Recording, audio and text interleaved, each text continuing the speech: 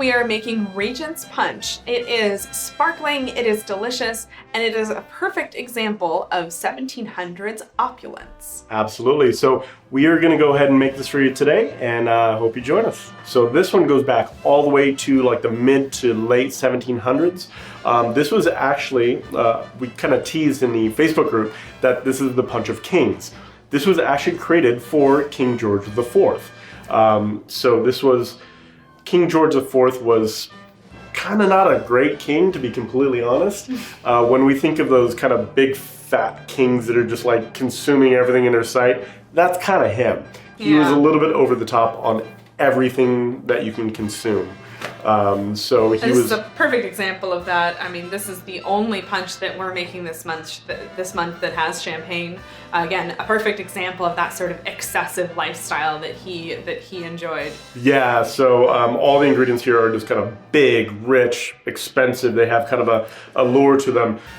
So it very much kind of fit his mold. I was doing a little bit of research through David Wondrich's book, and basically it said that if the ingredients aren't kind of over the top and opulent and all that stuff, it probably wasn't the right recipe, because there's so many different recipes for this Regent's Punch.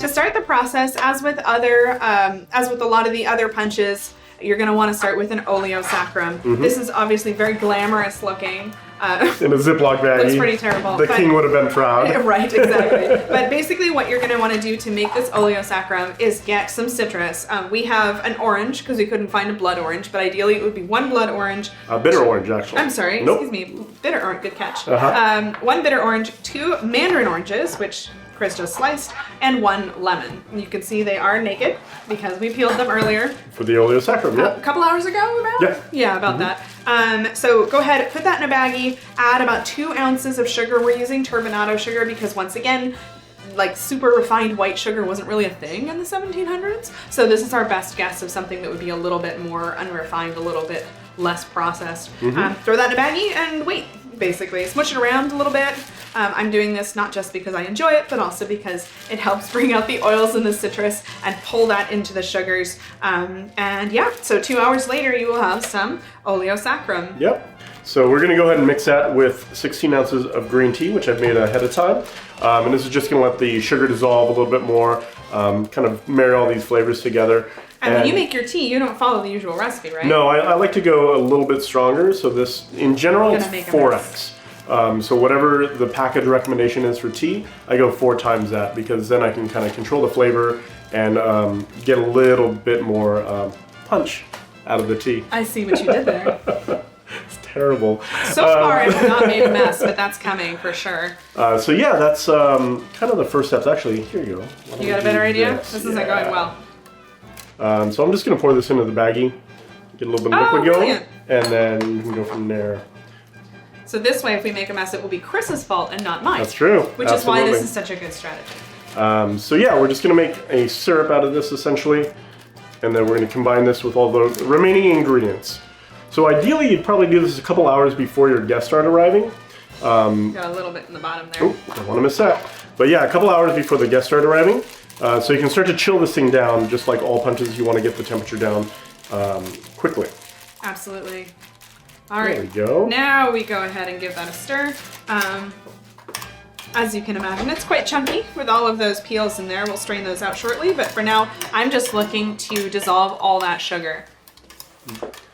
Yep, and then after that, we're just going to go ahead and add everything to our dispenser here. The beautiful thing about a dispenser like this is it has its nozzle here, and I'm not exactly sure if this thing's closed or not, so we're going to find out. We probably should have tested that. But this is going to let us put it back in a bottle if we want to do that, which is a lot easier than like a mason jar or something. So Alrighty. let's go ahead and There's your fine strainer. pour this in here. And then if you don't mind monitoring the spout, making sure it's not going to run. I'm ready with a rag. Oh no! Oh, there it is! Perfect. And now the spout is closed, which is an important step in this process. So there we go. Perfect. Now I wonder if he did that on purpose to booby trap me. So let's go ahead and give this a stir just to kind of get everything going. And now let's just add the remaining ingredients. So what's left? So for this one, we're doing 5 ounces of cognac, and the recipe actually does call for VSOP, which is a little bit on the higher end. Makes sense with the sort of idea behind this cocktail being that opulence and excess. But of course, you probably don't need to go to that level, right, Chris? No, you could probably do a nice VS or something like that. And interesting little piece of information, every single letter, the VSOP, the VS, the XO, they all have their own meaning. So VSOP means very special old pale. I don't know what that means, but... I'm surprised it's not in French. Yeah, it probably is, and we may have lost it in translation, but... Probably so. Yeah, so each letter actually means something. All right. It looks so great with the lemons in there. I think that's a nice way to kind of step up the presentation a little bit. Obviously, when you stir it, we lost kind of the beautiful, the beautiful presentation we had before, but it's still kind of nice seeing them. So we had the 5 ounces of cognac. We have 2 ounces of Jamaican rum. We're gonna add 1 full ounce of maraschino. Like I said, this stuff is super intense, and a little bit goes a long ways. So this will be more than enough to flavor this cocktail. It's pretty rare to use a whole ounce of maraschino. That is a lot. Yeah, absolutely. So those are all the main ingredients. Once again, if I could have found Batavia Rec, I would have added that, about an ounce of it.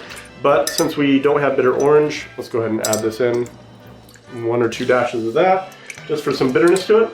And let's squeeze all the citrus in there as well. All right. So as Julian mentioned, it was 1 full lemon, and 2 mandarins, and 1 orange. So there we are. So yeah, we're just gonna give this a stir, get all those flavors. Now, if we were gonna go ahead and serve this, like I said, we would put this in a refrigerator for a couple hours, chill it down, and then once we were ready for service, we'd put it back in here with a ice cube, a large format ice cube. So I'm just gonna go ahead and put this ice cube in here. I'm probably gonna make a big old splash. Actually, let me do this. So yeah, that's pretty much how I would present it. And then, do you want to try this? Well, I mean, yeah. Okay, so we went ahead, I actually chilled a lot of the ingredients beforehand, so it's going to be closer to serving temperature. We found the most regal glassware we had. These are one of our favorite finds from a thrift store. I don't know if you can see, but there's some beautiful etching on the sides of the glass. And we actually have a set of 2, which is kind of rare for thrift store finds, but I thought they were perfect for the occasion. Perfect. You mind topping us or? Uh-oh. Don't. I don't have good luck with this spout. There we go. There we go. Now, obviously, don't fill the glass all the way full because you're going to want to add some champagne. This might take a while. So then we just top everything off with a little bit of champagne because we're fancy like that. We are fancy like that. And that is pretty much it. And then... Is there a garnish typically, or...? You could probably go any direction. There's so many directions you could take this. I love just doing maraschino cherries whenever I use maraschino liqueur. So that's kind of how I would decorate it, would be just that. Maybe a lemon twist or something, but other than that... We better make sure it tastes okay. Yep. What if it's terrible after all this work? I hope not. Well, cheers, everyone. I'm gonna poke myself. Thanks, everyone, for joining us for the Regent's Punch.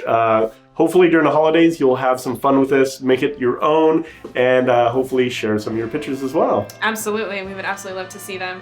So if you like watching videos like this and you'd like to join us live, we are mixing live almost every week in our Craft Cocktail Club on Facebook.